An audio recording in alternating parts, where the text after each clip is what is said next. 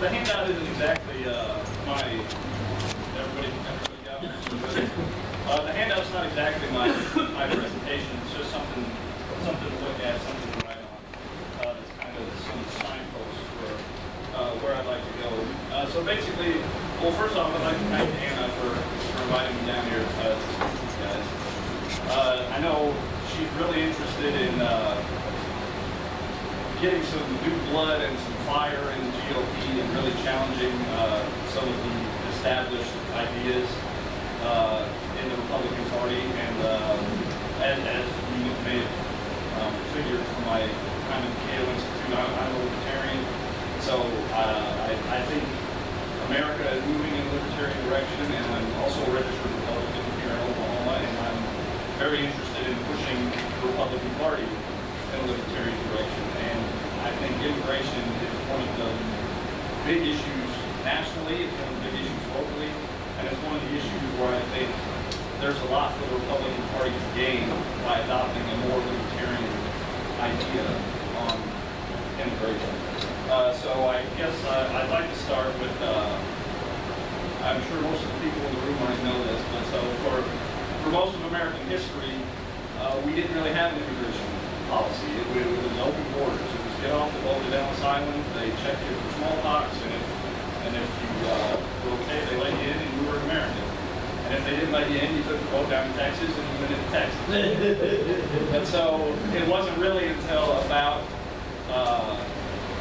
1860s during influxes of Irish and then Chinese and then Italian immigrants that this kind of nativist, anti-immigrant attitude started building up in America. And by the 1930s, 1940s, 1950s, we started getting into really restrictive immigration relative to what we had before. And it started with the Chinese Inclusion Acts in 1882 that basically forbade low-skill labor from China. If you're from China, you're labor, you're not. So after World War II, things kind of opened up a little bit, which capped off with the so-called Amnesty Bill, the IRCA in 1986 under Ronald Reagan.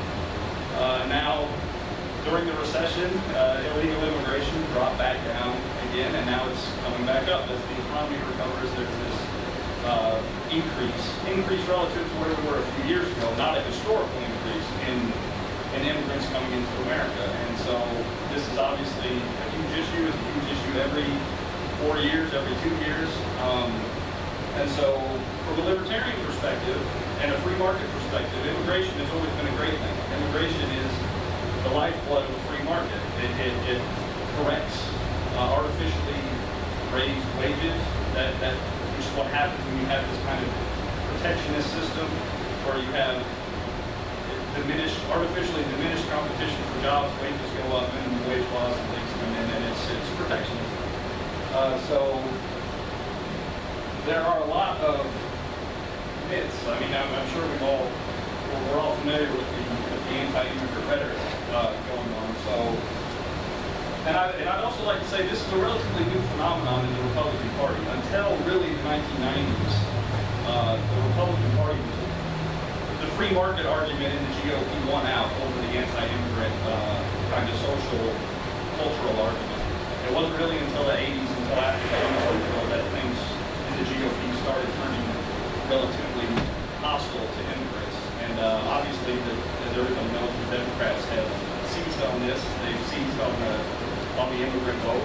Although historically, it was protectionist unions in the Democratic Party that were the most opposed to immigration because they were afraid of the free market. I mean, that's the whole idea behind a lot of union law, a lot of labor law, is to basically suppress the free market. So there's not really any good reason that the Democrats should be able to have such a corner on this immigrant market, except that the GOP in some sectors doesn't seem to want to come over to a more pro-immigrant stance.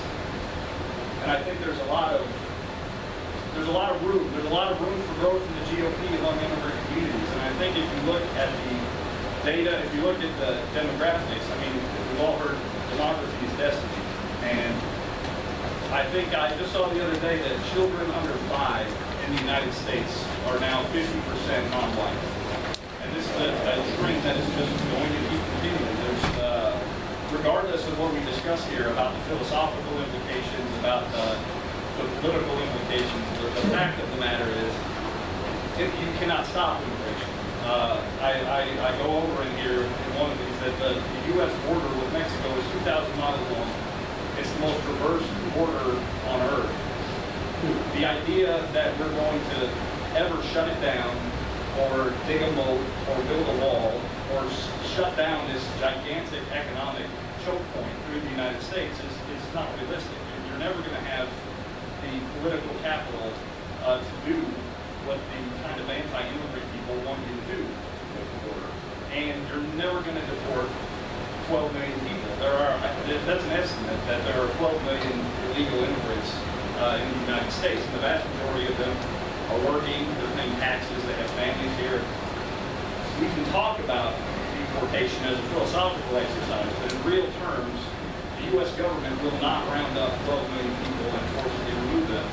I'm speaking here about if we can come up in our minds with some historical examples of times when governments have forcibly removed 10 million or 12 million or 15 million people from where they live, and then think of the adjectives we use to describe those situations. I mean, most of those are attached to the most horrible atrocities in history. So I think a lot of time and effort and energy is wasted, especially in Republican circles, discussing closing the border and deporting 12 million people as if those are feasible, possible, politically viable policies, and they're not. By the end of this talk, you may still disagree with me that we shouldn't do that, that those are bad things, immoral things to do. But the fact of the matter is, you still can't do it. So I feel like this was the discussion in 1986, and Reagan ended up signing the amnesty bill. It's the discussion right now. It's not going to happen. So I think I would hope for the discussion to start taking place with that in mind, with these basic realities accepted, that deportation and closing the border and this kind of isolationist, raise the walls, raise the drawbridge, shut off the border thing is not a workable model, even if you still think in the perfect world that's what we would do. So, I mean, I kind of got into it a little bit, but so real quick, I'd just like to go down this list here. And again, these each one of these could be a research paper in its own right. So these are just very quick and dirty little blurbs about each of these. But where I've been able to, I've linked to the actual studies or the actual data. And if you're curious or you think I'm lying to you, when we're done, you can obviously feel free to go research these things. Because obviously we can't cover all of this in a few minutes while I'm standing here. As most people know, I started with a piece of scripture that I find applicable to the idea of immigration and how we should treat our neighbors and other people. But so number one, current immigration numbers suggest an unmanageable flood of immigrants. We've seen a lot of this rhetoric in the last few weeks with a lot of unaccompanied children hitting the border, and I think 1,100 of them being kept at Fort Sill. So on that, for starters, immigration rates as a whole are relatively within our modern historical norms as far as what percentage of the U.S. population is made up of immigrants. There was a sizable dip during the recession in 2005, 2006, 2007, but that, of course, makes sense. There were no jobs, and there was nothing for people to come here. I think in about 2007, illegal immigration dropped to essentially zero. There was just no motivation for illegal immigrants to come at that time. But now that the economy is ever so slowly recovering, and there's a much greater demand for these low-skilled, low-wage workers, you're starting to see that number come up again. The number that has really come up is unaccompanied children. And there are several reasons for that. For starters, I've seen a lot in the press about these kids being from Mexico. They're not from Mexico. Unaccompanied Mexican children are generally just sent out from Mexico. Most of these kids are coming from Guatemala, they're coming from Honduras, they're coming from El Salvador. And the reasons, and if you go through the links, you'll see this, the reasoning behind it is a lot of these countries have fallen into horrifying cycles of violence, of drug violence, which again, as a libertarian, I would say is byproduct of U.S. drug policy, that if we're concerned about the violence in these Central American countries in the drug corridor that's pushing all of these immigrants into the United States in the drug war, and let them stay home. These mothers in these countries do not want to take their children and put them on a bus and send them to a foreign country by themselves and just hope things turn out for the best. I mean, this is a human tragedy, what's going on with these kids. But I think it's important to understand the reasons that it's going on. So another issue is in 2008, and this is important to remember because Barack Obama, for all the deserved heat he takes, he's taking a lot of heat for these children being kept in the United States. But in 2008, which was still George Bush administration, they passed a law called the William Wilberforce Trafficking Victims Protection Reauthorization Act. This passed with unanimous consent in the House of Representatives and the Senate. And that means unanimous Republican consent. That was Mary Fallon, it was Tom Cole, it was Tom Coburn, it was Jim Inhofe, and signed by George W. Bush. And that law basically says, when these kids come across this border and we have any inclination at all that if we kick them out, they'll become trafficking, or they have been trafficked to get to the border, we're not sending them back. They are entitled to some kind of process. The first thing we're going to do is we're going to try and find family members or friends or any kind of sponsor in the United States who's willing to take these children in. And the estimates I've seen are that about 3/4 of them have sponsors already. And they're just waiting to be processed and put in touch with those sponsors. And the ones who aren't, who they can't find a sponsor, they don't quite know what they're going to do with them yet. There's a severe backlog. They probably will end up in the foster care system. But this was a law in 2008 passed by a Republican majority, signed by a Republican president, that said, look, we're not going to send these kids back to Mexico. We're not going to send them to the drug cartels, which is where they end up. If they can't stay here, where are they going to go? What do we do with them is the big issue. And from the anti-immigrant kind of field, we don't want to spend any money on these people. They're not entitled to anything from us. It seems like the attitude is take them in a bus, take them on the other side of the border and let them go. Drug cartels will be there today, and those kids will they'll be back sneaking through the border, but there'll be drug mules, there'll be sex trafficked. It's just, so that's where this is coming from. It's not the DREAM Act, which didn't pass. There are a lot of people trying to find ways to pin this on the Obama administration, but really this law that these children are being held under predates the Obama administration. He did have an executive order that's called the Deferred Action on Childhood Arrivals. That's just basically an executive order that is basically going to say we're not going to deport children who have been here a certain amount of time. I think it's 5 years. So that does not apply to these kids coming across the border today. It might apply to them at some point in the future, but not now. So 2, they're all breaking the law. As most of you, I'm sure, know, the Constitution, one of the very few enumerated powers that it grants to the federal government in the Constitution, in Article 1, Section 8, is the power to come up with a uniform rule of naturalization. You'll also know that Article 2, Section 2 of the Constitution gives the President plenary pardoning power, which essentially means if anybody is in violation of federal law, except things that are impeachable offenses, if anybody's in violation of federal law, the U.S. President has absolute, unquestioned authority to pardon them or not to prosecute them in the first place. So I would say it's hard to come up with an argument for where these children are being held under this law that was passed in 2008, and you have the federal government essentially allowing this to go on, and to say they're lawbreakers. Because whether you're going by the president's power under the Constitution or you're going by this federal law that was written in 2008, they're not breaking the law. And as a libertarian, of course, the second argument is even people who are not children, people who are just sneaking across the border, some laws are meant to be broken. And the Underground Railroad was breaking the law. The Rosa Parks was breaking the law. Insofar as these people's only criminal activity is coming to the United States and living and working without the government's permission to be here, I I would suggest that that is not a moral wrong. They haven't committed, they're not infringing on anyone's rights. They're violating a law that shouldn't exist. All right, so number 3, they're just here for welfare and they don't pay taxes. Again, you have to keep in mind while I'm going through this that the data on especially illegal immigrants is obviously not that great.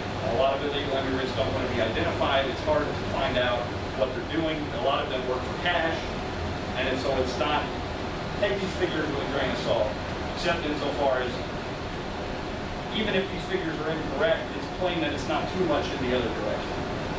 So the idea that immigrants don't pay taxes is just simply not true. Every time they buy something, they pay sales tax. Every time they buy gas, they pay sales tax. If they rent or own a place to live, they pay property taxes. Their employers, who are illegally employing them, are most certainly withholding payroll taxes from their pay, so they don't get audited by the IRS. And they are paying their money into the Social Security account under a fake name and under a fake identity. Now the key to remember there is, so these people are paying money into the Social Security account, they're never getting it back out again, because it's being put in under some fake name, under someone else's name.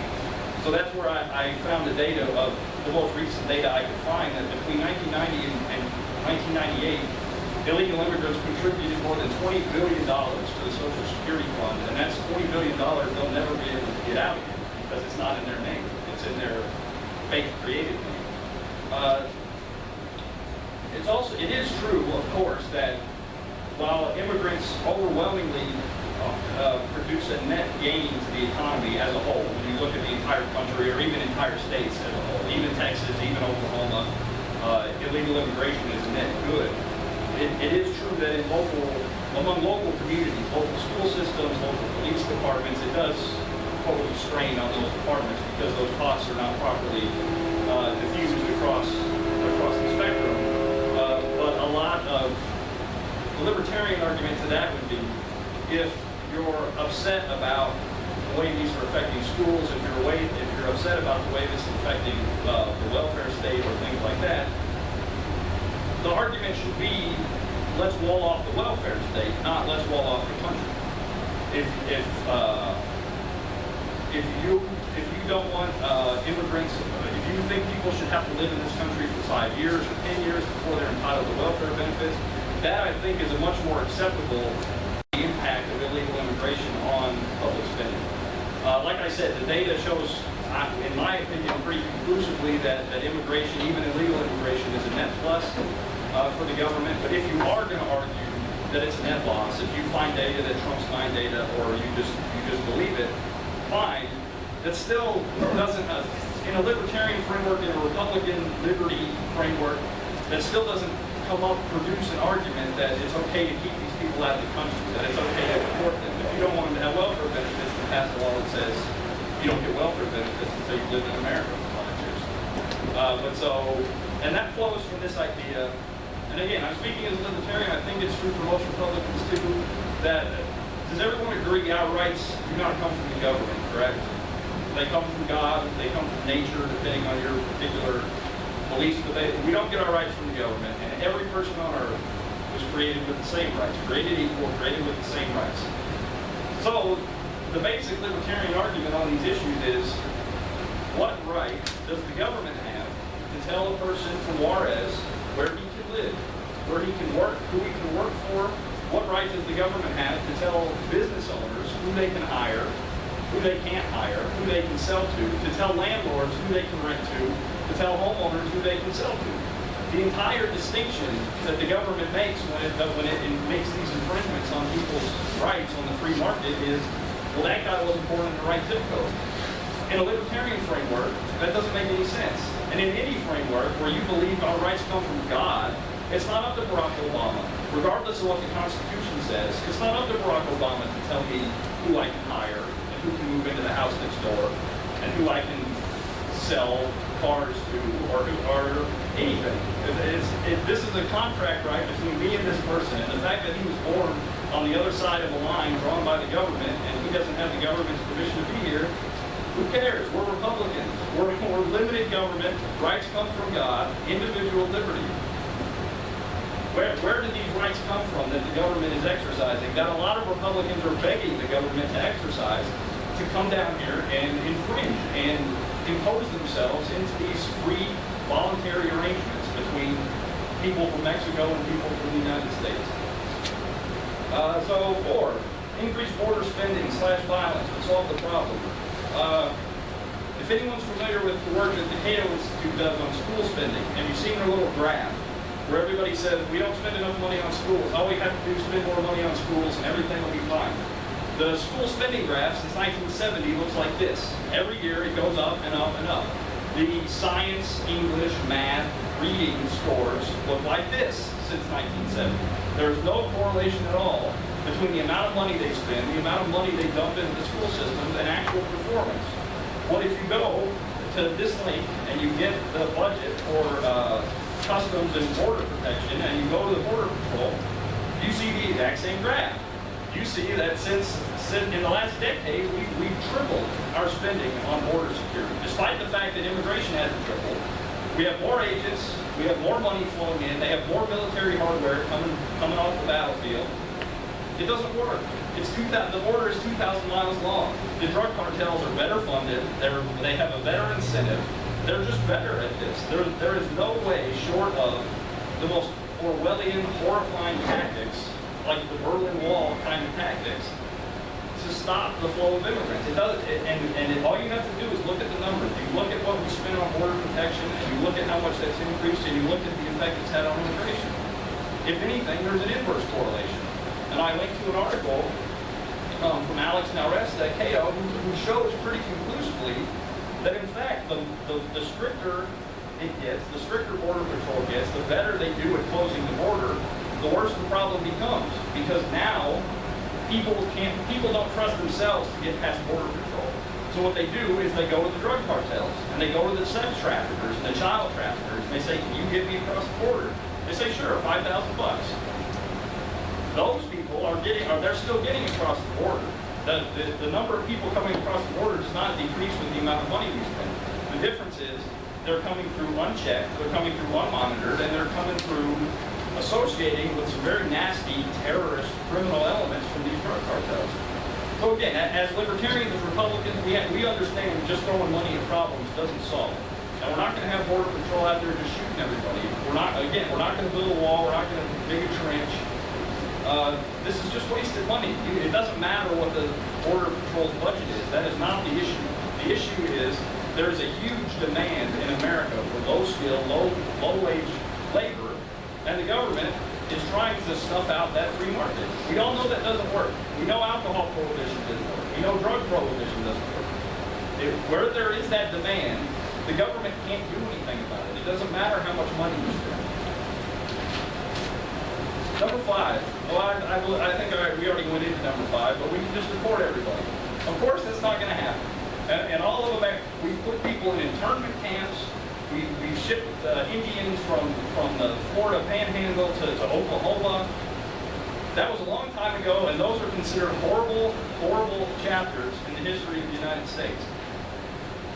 This is not going to happen. We're not going to round up 12 million people and put them into FEMA camps or whatever and trunk them out of the country. It's just not going to happen. It's not even, to my mind, it's not worth even having this discussion. Every time somebody opens their mouth and says, well, we just need to round them all up and get them out of here, that's doing damage. That's doing damage to the Republican brand. It's doing damage to the idea that we can be taken seriously on these very serious humanitarian issues. And also, you have to understand the immense business interests at stake. A lot of people employ those 12 million illegal immigrants. They are doing work at market value that these businesses cannot get done at market value without these people there. Where is the political impetus to start this mass cleansing of illegal immigrants going to come from? There's no answer to that. There's just this kind of outrage. We have to do something. We have to get rid of these people, but there's no there. There's nothing can possibly come of that attitude. And again, like I said, I think it's harmful. I think it hurts the Republican brand. I think it makes it difficult to be taken seriously and say when we say we believe that our rights come from God, that we're all created equal, and again, I don't feel like this should matter, but I know it does matter. These people are Christians. 93% of these people are of the Christian faith, are Catholics or Protestants. They have families, they have jobs. You're not just going to tear these people out of their community and kick them out of the country. Just imagine what that would look like, the forced deportation of 12 million people. Number 6, immigrants don't assimilate. Again, these are hard things to track, but insofar as I've been able to find any data on this, modern immigrants actually assimilate faster, more quickly than past waves of immigrants from Italy, from Ireland, from Germany. They learn English faster. They are much more likely to marry outside their own group. They live in much more diverse neighborhoods. Now, obviously, modern technology assists with that. It's easier to learn English now than it was 100 years ago. It's easier to meet people outside your own people group. But the point is, so even if you want to correct for that and say, well, they're not actually doing it faster, they're just doing it about the same, it still defeats the point. The argument has always been, it was true, they said this about the Catholics, they said it about the Germans, they said it about the Irish and the Italians, or the two sets of Catholics. They always say they're never going to integrate, they're never going to be loyal to America, they're going to owe their allegiance to the Pope or whatever. It was never true. It's never been true. This is something they just come up with. By the second generation, their kids are speaking English and Spanish. By the third generation, they're speaking English as a first language. Can I ask you a question? Yes, sir. Why was it that on July the 4th in Norada, California, where they stopped the buses, on July the 3rd, 2nd, the Raza come down there because they heard there's going to be conflict from the Raza. The police come back down there and they're assimilating, but they carry Mexican flags and attack the police that are protecting the pro-amnesty people. So now tell me how that's assimilation. Well, obviously, why didn't they obey the friggin' law? Well, obviously these statistics don't. We have a right to protest. That's right, we do. So where's the assimilation? But I would say that a few months before that, out in Nevada, there was a situation with a cattle rancher out there not obeying the law, and a bunch of guys went out there with their guns, and they protested, and they stood up to the federal agents out there. So again, these statistics don't speak for everybody. When I say they're assimilating, they didn't attack the police though. There were 5 of them arrested. They attacked the police. Well, those 5 probably aren't included in the general statistics. Guys, none of them attacked the police. I mean, there's a lot of Native Americans who don't obey the law. Would you agree with that? I mean, we still wouldn't say that they haven't assimilated, that they're not part of America just because they don't follow the law. I mean, I'm standing up here saying people shouldn't follow the law on some of these things. That's not my point. You know that's what the point was. They should have shown up. They had a right to protest. Well, I'm not sure they should have let them protest, but they wanted to make sure that the cops wasn't there so they could take care of the people that didn't want the illegals in. They brought their group to get rid of the protesters. The cops were there to protest, to protect them. They attacked the cops. Well, they didn't want them protected. Obviously, this doesn't speak for everyone. Obviously, everyone isn't going to assimilate. Obviously, everyone isn't going to follow the law. These are just general trends to rebut this rhetoric that I don't think those people are representative of Latinos in America. Of course, there's going to be some. Of course, in any group, we all know that in any group of people, there's going to be troublemakers and people who are just there to cause trouble. Yes, where you're from. I was born in Louisville, Texas, and I grew up in Deer Creek. Did you spend any time in a Texas city like Houston or Yes, sir. Austin, San Antonio, yeah, Dallas. Old Louisville's outside of Dallas. where a lot of Mexicans never learn English, not just a small percentage of them. And a lot of them make their living on crime. Well, I also went to undergrad in Miami. And you have to be careful about even being in the Mexican areas for your life. Well, there are some non-Mexican areas I need to worry about in some of these places too. Again, I don't. And most Texans can't get the lower range jobs because Mexicans will take it for a quarter of minimum wage. But we have the statistics. If you go to Cato and you look up these statistics, it's true that when the illegal immigrants leave, those jobs sit open. The crops rot in the fields. It's not a bunch of Americans out there working for 50 cents an hour. Hispanic I've ever met in Texas has despised the wetbacks coming across the border for years because it makes them look bad. That's their own Hispanic people. Right, but their rights aren't subject to what their own people think when they're rights, right? So we should just open the borders wide open, not guard them, and welcome them in. And Well, that's what not being able to regardless of regulate. what they do to our economy. Or Not being, well, they're a net gain to the economy. I think the data's pretty clear on that. Immigration is always. I really a net don't gain. believe that. I don't think Well, it you is. know, I don't believe that bit. I mean, I would think everybody on welfare, I mean, they're growing welfare, they're good. they grow on welfare less than similarly situated native born Americans. I wish I could see that in print. We're both contractors. That's Neither one fine. of us could make a living in Houston or even Dallas because of the Mexicans that are mostly illegal ones that will take jobs at quarter of the price. Boy, and again, You get paid in cash too, so. And they get might paid in pay. cash and do not pay taxes. in a free market framework, the guy who do 65% the of job that. for the least money wins. I mean, that's the free market.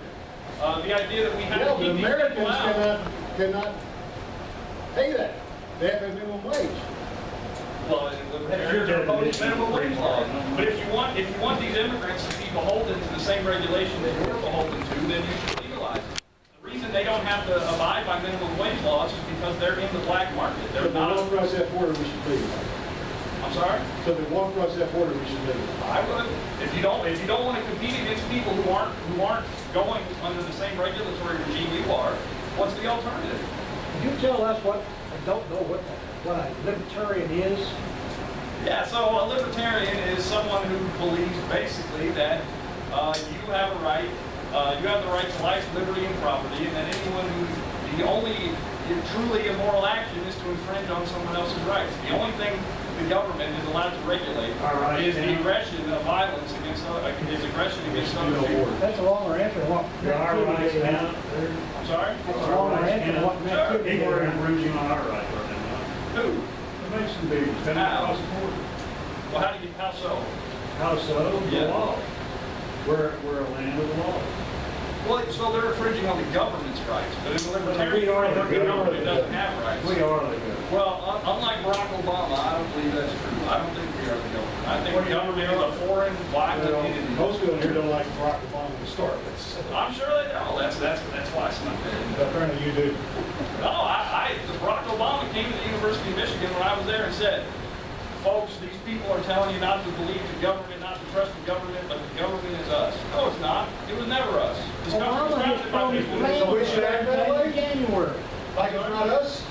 I act like the government's not us. I think you should. Just accept it and act that way. Well, but like I Do said, you agree with Barack Obama that it is us? About what?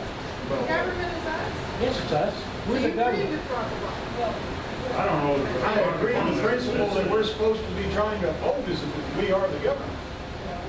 but so The what I'm government saying, works for us. we have this huge regulatory regime to keep these people out of the country. We have minimum wage laws. We have all these laws that make it illegal to employ these people. It doesn't work. And you We're not can saying- tell we're not better than I saying- can. It doesn't work. Right. We're not saying that it's all done, correct? But so what's the alternative? I don't know, you tell us. Well, I'm telling you, if you want those, Mexican contractors to be beholden to the same regulations you're beholden to, you need to bring them out of the black market and you need to legalize it. Well, I tell you what, Yes, I'm sir. 69 years old. I was raised in West Texas. That was my dad. A lot of Mexicans. You know A what lot I'm of talking Mexicans. about for sure. And I was raised on a 1,200-acre cotton farm, and I had about a third of my family was in Abernathy, Texas, made up Abernathy, Texas, all of them farms. And every year, Pete Gonzalez would come in with about 60 of his family members and lived in a house that my dad lived. With ring My bolts. uncle had the same thing. Jackie Waters had the same thing. Mac Houston had the same thing. Billy Graham had the same thing. They chopped cotton, they got paid, and they went home because that was the law. That went on, that was in the 50s. And they made a point of getting green cards to come over there, didn't they? Do what? They made a point of having green cards They to had come. green card come over, Not and just come walk over to across the border Cotton illegally. and pick cotton, and they covered up West Texas, and then they went home. They didn't want to stay here. All right, then we get into LBJ, and we get into Nixon, and we get into relaxed border security and green card, and they start coming over, and we get into welfare under Carter. And they come over for welfare. They didn't get welfare on the green cards either. That's right. What they got from the farmers is all they got. All right. And Carter come in, and the welfare started, and then Reagan signed a law to legalize who was there then. About 85, and said, this is it. We got to stop it. Yep. All right. The Bushes didn't do their job, I admit. The Bushes didn't do their job. And Reagan said after his election, after he quit president, after he was out, he said they are the worst legislation they've ever signed. All right, I want to tell you how you can solve the whole problem. I guarantee you cut off all the freebies, and you tell the Mexican president, and Reagan would do this, you tell the Mexican president, you take care of the drug cartels, which you mentioned, I've counted right now 13 times tonight. You take care of the drug cartels, my drones will, and our problem's solved. Well, that's Our one problem is solved. That's one problem Right solved, there. but now you're at war with Mexico. Fine. That's What about- fine. They're not gonna whip us. What about the children? Are you gonna say they?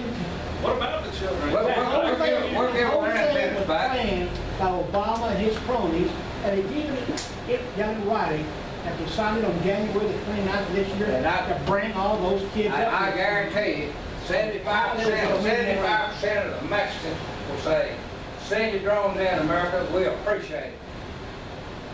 Because the Mexican president is just like our president, he won't stand gut, just like the Republicans got in Washington right now, don't have the guts to stand up.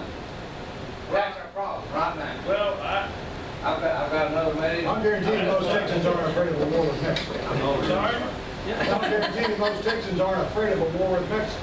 I'm sure they're not, but it If ain't anybody gonna disagree with me, I'm sorry. There's more people that disagree. I get tired of talking to people who agree with me. But, so yeah, I maybe killing a bunch of people solve the problem, but I feel like the U.S. government has used that as a solution to too many problems. There's a Texas, down here in Sherman, Texas, there's some, I don't know what he is, they go to Texas highway thing, where he fixes highway, and the joker cannot even speak English. They've got to provide him a translator. So he's making what a supervisor makes, plus they got to pay a supervisor, so he can speak his Mexican to his translator, and he can tell the Americans. That's been on the news, I don't know how many times. Does he make a good highway? No. Huh? It doesn't make any difference if it's a good highway. If he wants to be in the United States, he wants to supervise, learn the language. Because it's not right, they can't hire that guy. That's a whole word. Huh? You have to be a supervisor, you have to be able to speak Spanish. He can't speak English, and he is a So supervisor. he's agreeing with you. Huh? He's saying that company is saying to make that ring, you better know speak He Spanish. worked in the state, Texas. He worked for the worked in the state. Be a With firefighter. the firefighting, we have two nephews that have done this. In Oregon, they can't move up and they can't advance if they don't speak Spanish. Because They I have think to they be have a handle level bilingual to be able, otherwise they can't take care of their. seems fair to me. Maybe not. Hey, about that drug thing, what you talking about Chicago? What about Chicago? Well, this has been proven this last week. I forgot that one Yahoo that was fixing to go to trial, which was body, he broke down and started talking. All of that crap is planned too. What's that have to do with drugs? They run the drugs out of Mexico to Chicago, and it was all planned by the U.S. government. You know, the libertarians watch the news. If the U.S. government's okay with drugs coming into America, I know it. I'm a big guy. He ain't gonna insult me. But Why, he's insulted us. No, he Yes, he hasn't. has to, by talking about what he's talking. No, He's no, not he Obama, I don't know what he is. What? He hadn't insulted me at all. In fact, I'm kind of enjoying a different point of view. And I wish some of y'all would just shut the hell up so that he could go ahead and finish his speech, and then maybe we could then start a dialogue. It's a novel point of view, and it's changing my views on some of the problems that we're facing right now. I still think we have, you're kind of basing the assumption that these are all nice, sweet, kind people who really want to do things right coming over here. And I think there are a lot of people coming over that don't have our best interests at heart. I think there's some people, MS-13, I think are coming over. I think there's probably some Iraqi people who don't have, I mean, countries have borders for a reason. It's to keep the evildoers out.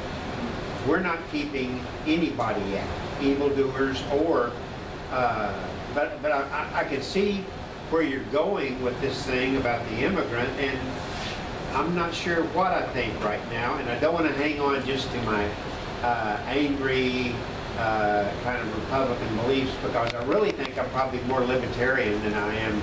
Vicky's telling me I'm libertarian. I didn't know what it was. I thought it was just a nice guy. Evidently I'm not. But I'd like to hear the rest of what you have to say, because I'm enjoying, it's refreshing. It's refreshing to have another opinion, and I don't think we ought to be afraid of any other opinions. We can disagree, but let's at least show them the courtesy of finishing the speech.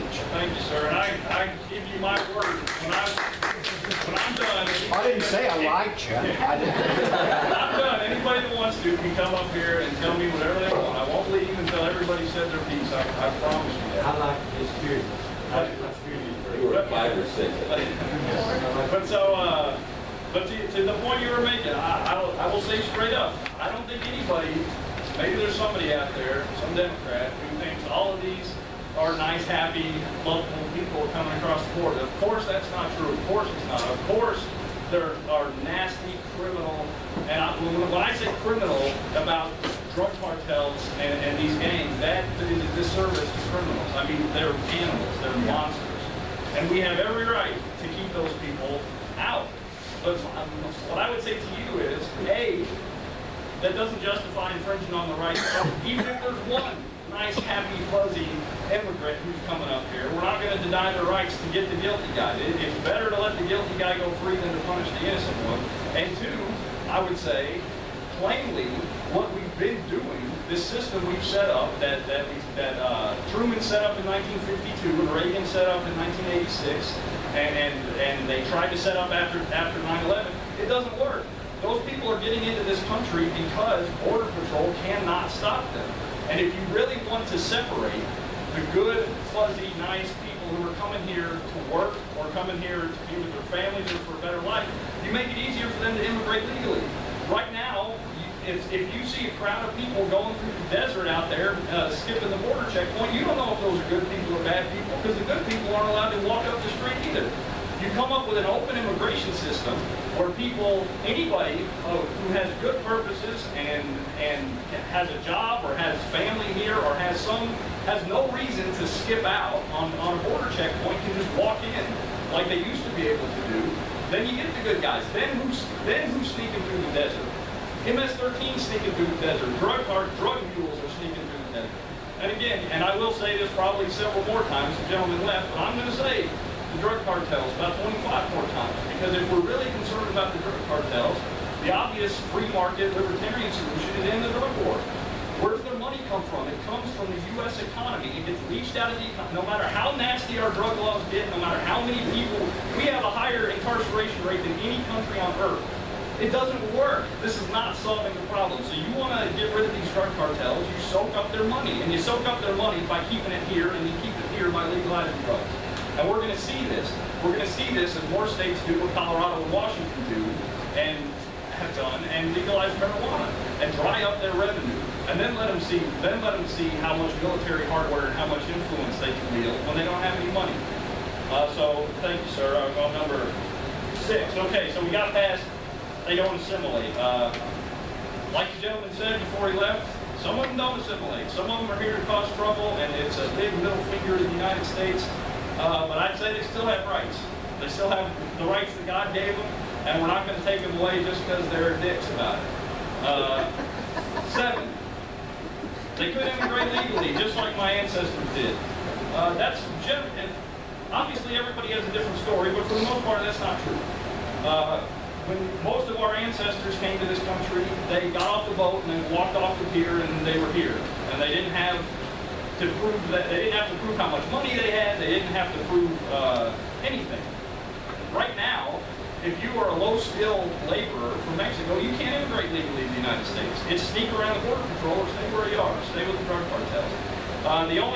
We have this system, I mean, it would take a week to discuss the panoply of immigration laws in the U.S. But for the most part, if you are not an engineer or a doctor or an artist or someone who qualifies for what's known as an H-1B visa, you ain't getting in. So, they can't just immigrate legally like your ancestors did. If we had the immigration system that we had when your ancestors came here, which is the system I support and I'm pushing for, there wouldn't be an illegal immigration problem because they could just all immigrate legally. Nobody immigrates illegally because they want to. They do it because the legal avenues are not open to them. 8, they all vote Democrat. I would preface this by saying, who cares? They don't lose their rights just by being Democrats, as fun as that would be.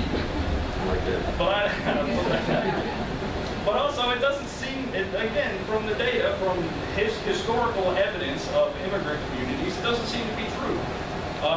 Their Democrat leanings, and again, these people are Christians. They're social conservatives. They have families. They have immigrant communities from Latin America have a higher rate of family than Native Americans. They have pardon me, not Native Americans, whatever we are.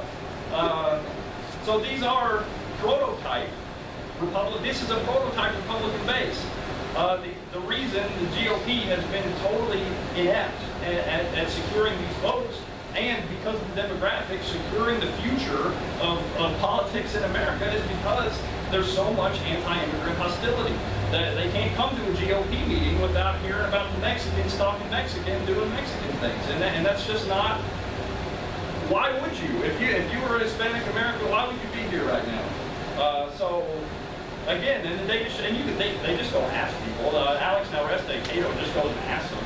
And why aren't you Republican? Well, we listen to Democrat talking points. We listen to Democrat politicians, because when we get off the bus and the Democrat congressman meets us, he's got his arms open and he's got a Bible and he says, "Welcome to America." We go when the Republican meets us and he's telling us to go home and get out of their country. Of course. And this is not unique to Hispanic Americans. Anna mentioned I got my master's degree in Middle Eastern Studies. In 2000, 40% of American Muslims voted for George W. Bush. And a much higher if you just count Arab Muslims. By 2004, that number was down to like 4. From 40% to 4. That's what happened to American Muslims in the Republican Party. And again, religious, socially conservative, family values, well-educated, law-abiding, wealthy groups of people completely abandoned the GOP because the GOP made it inhospitable to be a Muslim in the GOP, and that's still true today. So that's my number 8. And then I ended with some more scripture that I thought was appropriate, especially considering the human tragedy and the violence, especially the amount of violence that U.S. policies cause in their countries. I think these people are the least of our brothers. These people are in a, and again, like the gentleman said, not all of them. I'm not saying we need to go hug MS-13, we need to go hug the drug cartels. But those kids down there at Fort Sill didn't do anything. The 6-year-old from Nicaragua isn't MS-13. He might be someday. He will be if you hand him over to the drug cartel. That's the best case scenario for that kid. So, yeah, I think you don't have to be my libertarian, open the borders and all of that, but I think the GOP, if it's going to compete in the future, if it's going to compete nationally in the future, and if it's going to compete at the state level in several of these southwestern states that have large immigrant populations, the GOP has to move. I think it's certainly the liberty thing to do. I think it's the Christian thing to do. It's the moral thing to do. And it's the only practical choice for the GOP. Immigration is going to happen. We're not close to the border. We're not drone bombing the president of Mexico. These things just aren't going to happen. They're fun to talk about, I guess. I mean, they're fun thought experiments, but that is not how 50 years from now, we're not going to be remembering the Great American-Mexico War of 2015. These people will be in this country, and they're going to be running this country in another 50 or 100 years. And so my appeal would be, if you're not going to come all the way over to libertarianism, at least approach this with more tact, with a more open mind, with more of the Republican attitude of the old days, that what mattered was individual rights, God-given individual rights, and the free market. That's about where I'm at. So I'll take any questions. Before you get attacked on it, what would be your view of what immigration should be? You mentioned it'd be back towards the Ellis Island days, when my great-grandfather came across, smuggled across. From where? Up just my business. Sweden. Why do we have to smuggle the Swedes in? He was too young. Oh, okay. Family didn't let him go. What would you say is a correct way of doing it? Yeah, I think that, again, without getting too far into all this libertarian debates within libertarianism, yeah, I think if you agree with the Libertarian Party platform, I think people are okay, and as a libertarian, I understand the political restraints of just saying, let's just open the border and not even have Ellis Island. Well, you've already said that the border should be there and it should be protected for certain people. Right. So that's why I'm trying to figure out what's that line. To me, that's a compromise position. That's where I'm willing to go, is to say, look, if we have this open border, or if you are really concerned, if that's what you're concerned about, is this influx of criminals and terrorists and people with Ebola virus and things, you need to have some open avenue for people who aren't criminals and aren't terrorists and don't have Ebola virus to segregate themselves, to show themselves not to be those people.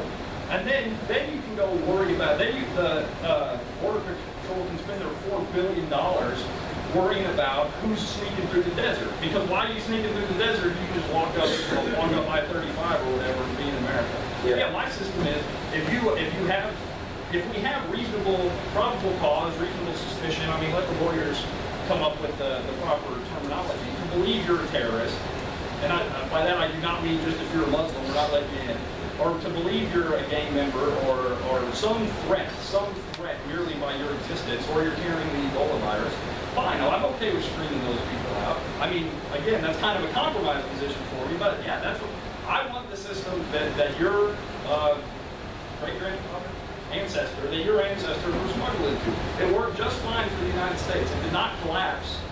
We didn't get away from this system because it didn't work. It worked wonderfully. America became the most prosperous free market country on earth, the most powerful country on earth. We got away from it because people started getting tired of the Chinese, and they were worried about the Irish and the Italians. So that should be wide open to Muslim street? Oh, yeah. Yes, sir. Oh. The big thing is when you open that Ellis Island, wasn't at the same time, wasn't that a big problem in New York with all the people coming in there in different gang areas and stuff like that? Of course. So a lot of it did move out. Wasn't necessarily working out so good either. Well, because you couldn't do anything unless there were gangs. They were gangs and rings. Whenever they come into the country, they would have to go to certain sections of town because they were going to be protected, correct? I mean, well, I'm not an expert. I'm not an expert in 19th century history, but I'm but just yes. saying is I've seen a lot of shows. Right. And when you came over, yeah, it all sounded really good. But when you got into town, you were kind of. It was tribal. It was based tribalism. It was old grudges from the old world, from the old country. It was all these gangs. I'm just saying, well, maybe that wasn't actually as good as people say the old. Well, I'm not Well, they saying could do what my great-grandfather did, and then he moved. He moved to Oklahoma. Right, and we have, and again, getting rid of immigration isn't going to solve the gang problem in America. I mean, that, you know what so I would say those are two. I'm not saying this is a cure-all for all of America's ills, but yeah, you're right. And that's a failure. That was a failure on the part of the state, of the local government, to protect. I mean, everybody in here knows how the gangs, whether it's Hamas or whether it's the Crips or whether it's the Mafia in the 1930s. How do they come into these places and they set up because the government has failed or because they're more powerful than the government in these areas. So yeah, combating this gangland preying on these people is an important thing. But the takeaway as it pertains to this immigration issue is this is what's happening to everybody south of the border right now. That's what these people are fleeing. Is this I looked up what it costs. What it costs to have your son or your daughter, your 6-year-old daughter, shipped here from Nicaragua with the drug cartels. It's $7,000. That's what those people make in a year. And these people are paying that money. They're taking a year's wages and they're giving it to the drug cartels, and that's how much they want their kids out of these countries. That's how much they're willing to sacrifice to get there. So yeah, I don't think so. We can't isolate the U.S. as a problem. That system you described, where it's just preying on people, where these people are just targets, that's the system they have south of the border. That's the whole drug corridor between here and South America. You talked about the Border Patrol. In this last week also, they proved it. Johnson himself said this, that the reason why that border is so open is not because they don't have enough Border Patrol people. They don't have them on the border. Why they call them Border Patrol, I have no idea. And that's supposedly what he was going to do was going to bring out how many more and put them down the border so there would be Border Patrol on the border. Well, still, when they pick up the 6-year-old, what are they going to do with them? Even if they're on the border and they catch these kids before they get in the country, what do you do with them? Turn around and let them go back. Let the Mexican guys take care of them. But the Mexican government takes care of If me. they get them into our country, Mexico has got embassies, they've got consulates, they've got all this kind of other garbage around this country. Take them to them and let the Mexican government But they're take not care of Mexicans. them. They came through Mexico, didn't they? Mexico led through Mexico. Right. That's The Mexicans' responsibility. That's kind of weird in itself. Doesn't Mexico have some of the most rigid anti-immigration laws? How are these people getting through Mexico? Well, that's Cartels. And they're paying the cartels, and guess what? The cartels don't care what Mexico's laws are about anything. They are absolutely above the law. And that's why it's so expensive. How much is a plane ticket from Nicaragua to the U.S.? It's not $1,000. That's where the externalities are coming into the price. So yes, thanks, Sheriff. The cartels don't care what. They take these kids back, and down and big enough graves, big enough bodies of these kids, and somebody would try to get their heads out of it, but say, wow, we need to do something about the drug cartels. I agree, and every libertarian in this country knows exactly what to do about the drug cartels, and that's legalized drugs. Don't you suppose most of those kids' parents are going to be, that they're going to see the kids again? Or they're going to be coming up here too, want to get across the border? A lot of their parents are at least one parent for most of these kids is already here, and it's mom trying to send the kid to, because the dad comes here, makes the money, so they can send the kid. So a lot of them, like I said, 75% of these kids already have sponsors, meaning family members or other sponsors in the U.S. Family members, but their parents are still back there. You think they're not going to want to come up here? Well, I think if you're worried about unaccompanied children, we should let their parents come, and then they wouldn't be unaccompanied. If this lady's so right, how come Bridenstine can't go into one over here at Fort Sill? If she was Jackson Lee, take lollipops to one down in South Texas. Obama administration probably thought Bridenstine was going there to rabble rouse against Obama. And Bridenstine, rebel rouse? yeah. I mean, I don't know. I can't speak for what's going on in Fort Sill. I kind of wanted to bring it up from a different point of view too. I know you and I, we're kind of looking at certain things. I think this is one area that we kind of agree on because I hear it every day from James Robinson and his point. And I'm going to share with you something that he brought Sammy Rodriguez. I don't know if any of y'all are familiar with Sammy Rodriguez. He is over like 2,000 Hispanic evangelical churches throughout the U.S. He's been on multiple times. I think James Robinson actually really Sammy's going to be the next Billy Graham. He was a very one to men and take this out of this context and bring it into the Christian context. If you've ever heard Sammy Rodriguez, really blown away. This man is very important. And something Sammy Rodriguez brought up. He says, what closes the doors on people that are pro-life, pro-Jesus, and pro-family.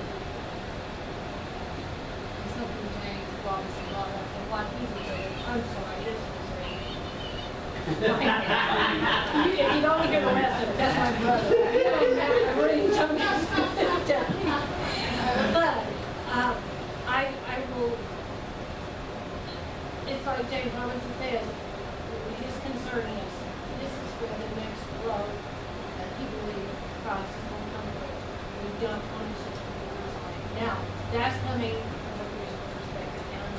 being, I am allowed to be on the council of the Tea Party, who claims to put God first and their family. If we put God first, maybe we need to start listening to some of these pastors and preachers who have been speaking out that are saying, be careful once you shut the door on. What I would say, yeah, that's a fair point. And like I said, these are Christians. These are people from Latin America. And it's called Latin America for a reason. So I would say, how many people are pro-life? Here's a little theory. This is GOP, a lot of pro-life people. If I came to you and said, well, we should support abortion rights, and we should support abortion rights because women who have abortions are disproportionately poor, they're disproportionately non-white, they're disproportionately on welfare, they're disproportionately Democrat-leaning, and when they pop all these kids out, these kids are going to be on welfare. Why is it our responsibility to feed them? Why is it our responsibility to let this flow of children, of mouths to feed into the U.S. and have them all vote Democrat in 10 years? And you people, I think, would say, none of that matters. It's a person with rights. That's what matters. And that's why when I run down a little list of myths here, I don't care if they're Democrats. I don't care if they're dicks and they want to burn the American flag. They're people with rights. And if you understand that about a third trimester fetus, then surely you understand it about a 6-year-old Nicaraguan.